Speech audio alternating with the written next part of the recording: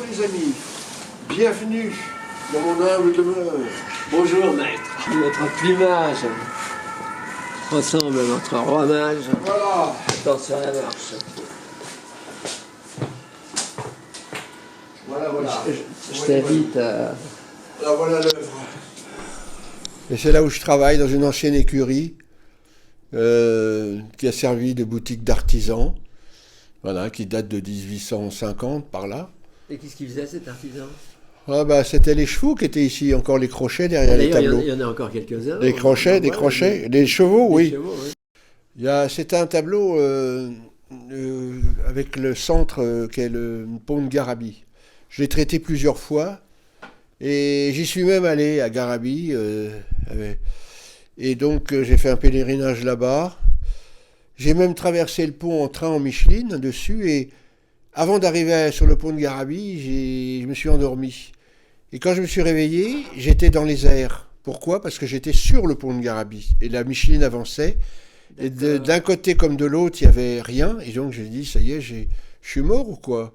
Et il y avait des nuages et j'étais sur mon bon ange m'a fait réveiller sur le pont de Garabi. Alors pourquoi le pont de Garabi ? Parce que, je sais pas, c'est une belle architecture. Ça va bien dans le tableau.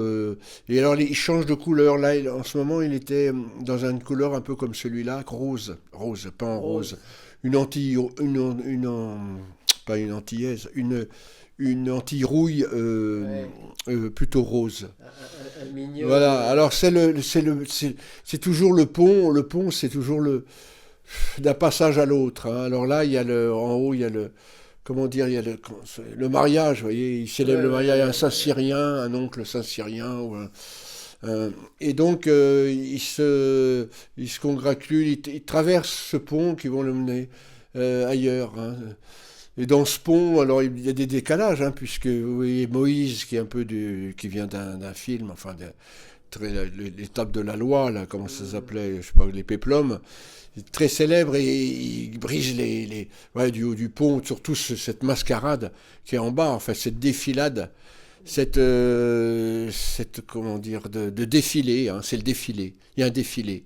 Donc il y a la rivière en bas, parce je crois qu'il y a une rivière en dessous du Garabi, là, en bas. Ouais. Et donc ce défilé il est emmené par cette femme en bleu, hein, espèce de nymphe. Quelle est-elle?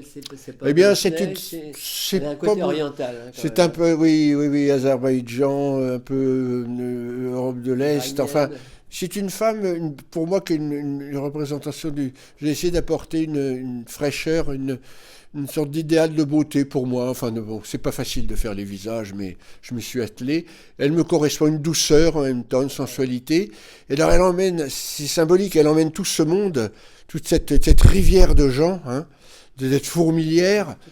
Alors, où elle les emmène, de toute façon, parce qu'elle peut être représentée comme la Madone aussi, hein, comme une fée. Donc, elle est là pour entraîner le peuple de... Oui. Elle irrigue avec sa robe tous les bleus dans la diagonale qui va jusqu'à la Vainée.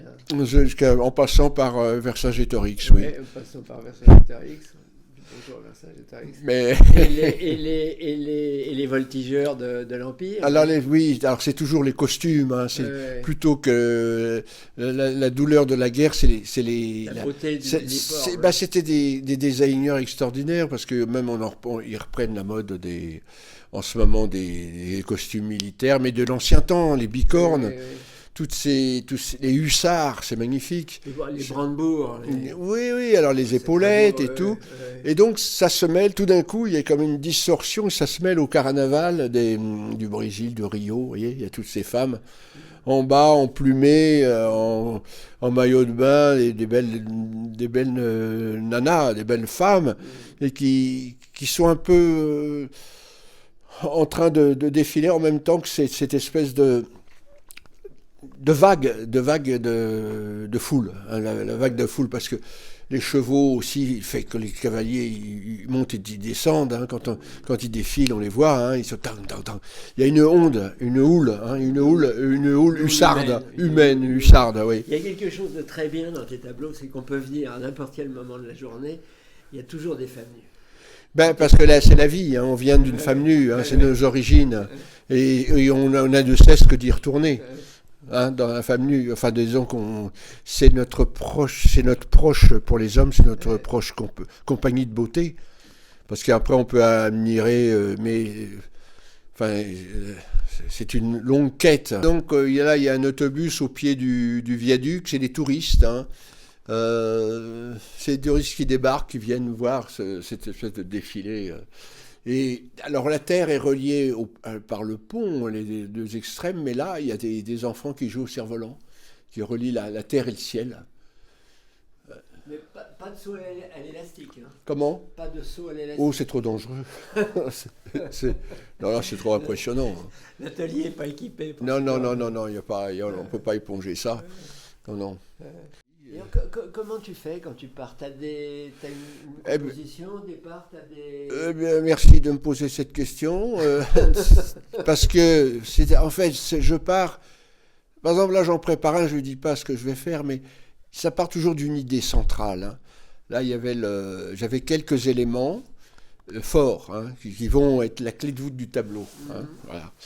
Et donc, alors je prépare avec des dessins, souvent c'est des documents, des découpures de journaux.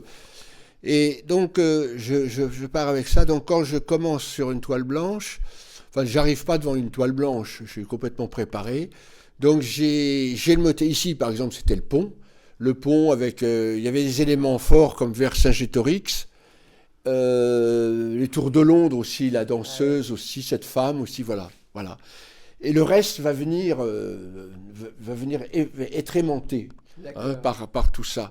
Mais d'abord, j'ai ces éléments forts qui font que les ingrédients sont là. C'est-à-dire, tout ça fonctionnera parce que c'est des éléments intéressants pour moi, hein, contradictoires, merveilleux. Merveilleux, qui attendent quelques petites merveilles qui vont venir. Voilà. Ben, toi tu es dans un rêve éveillé quand tu fais ça.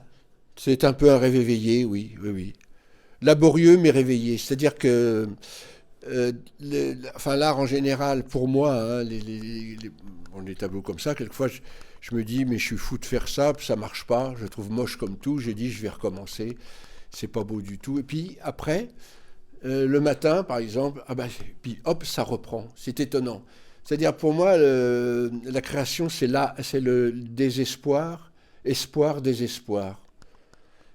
C'est étonnant, mais alors avant que l'affaire soit tournée, c'est-à-dire que avant de remporter le morceau, c'est espoir, désespoir. Après, la route, on dit que ça peut gagner, mais il y a un moment de flottement qui est terrifiant. Parce qu'on dit on est bon à rien, quoi. C'est fini, de toute façon, tout est fini. Non, mais on voit le noir. Et tout d'un coup, c'est dans le noir, c'est vrai qu'on est la lumière. C'est d'ailleurs encourageant pour notre époque. C'est que quand on est dans le fond du trou, incroyable, les choses arrivent et remontent. Comme la surface vers une mer bleutée. Je ne sais pas, par la force du destin ou parce qu'on y a cru et qu'on n'y croit plus, il y a quelque chose qui nous entraîne. Oui, c'est très instructif au niveau vital, c'est-à-dire que rien n'est gagné jusqu'à que ça soit inscrit sur la toile, que ça soit définitif, rien n'est joué. C'est-à-dire, on dit, la vérité n'existe pas, c'est-à-dire, tu mets ça, mais après, tu mets ça, c'est pareil, et puis ça s'annule, et puis ceci. Ce que tu croyais qu'il n'arrivera jamais arrive, et même ce qui est arrivé, que tu crois que c'est arrivé, n'arrive pas, et puis tu retournes... Enfin, c'est un manège incessant, quoi. Jusqu'à que le chose vibre, enfin. Trop, il faut que, personnellement, tu vois, c'est comme quand tu marches, mais sans toucher le sol, en fait. C'est très christique comme idée. C'est pas l'eau, c'est le sol. Tu vois, tu marches, c'est-à-dire qu'il ne faut pas que tu retombes. Surtout dans par exemple, des grands tableaux comme ça, il faut qu'il y ait une tension. C'est-à-dire qu'il ne faut pas que tout d'un coup, pof, la banalité l'emporte. Il ne faut pas que la personne dise « Ah ben oui, je reconnais ».